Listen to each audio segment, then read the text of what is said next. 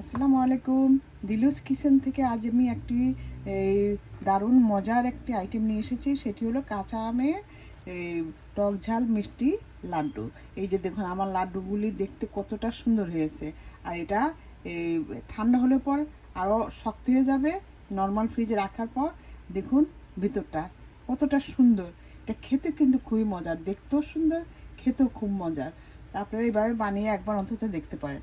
আর আপনাদের যদি ভালো লাগে আইটেমটা সবার মাঝে শেয়ার করে দিবেন আপনাদের পরিচিত মহলে, যেন সবাই এই আইটেমটা দেখে একবার অন্তত করে নিতে পারে।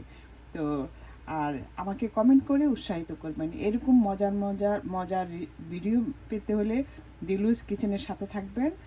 এই আবার নতুন নতুন ভিডিও নিয়ে আসা পর্যন্ত আপনারা ভালো থাকবেন, সুস্থ থাকবেন। তো আর আমার জন্য দোয়া করবেন। আল্লাহ হাফেজ, বাই।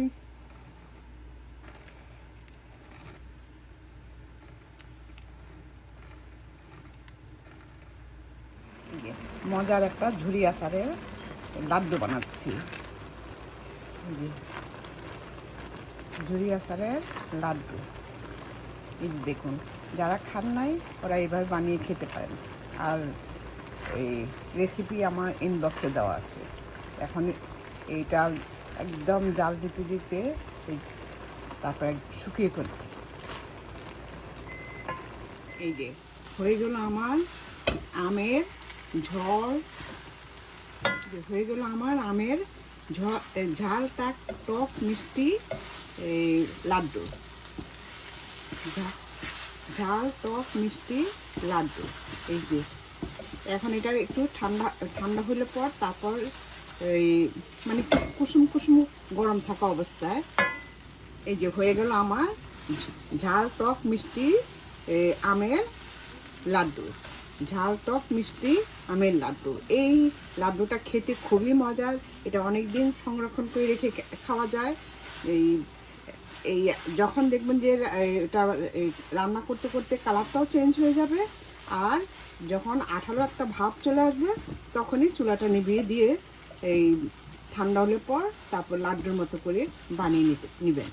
দেখবেন এই আইটেমটা খুবই মজার, খুবই সুস্বাদু।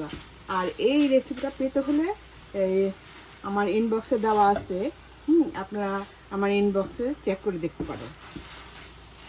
তো এই যে এখন ঠান্ডা হলে পর আমি এটা লাড্ডু তৈরি করব। আমার কাঁচা আমের এই যে লাড্ডুর পুরটা হয়ে গেছে। এখন আমি যে একটু রাউন্ড শেপ দিয়ে করে নিচ্ছি।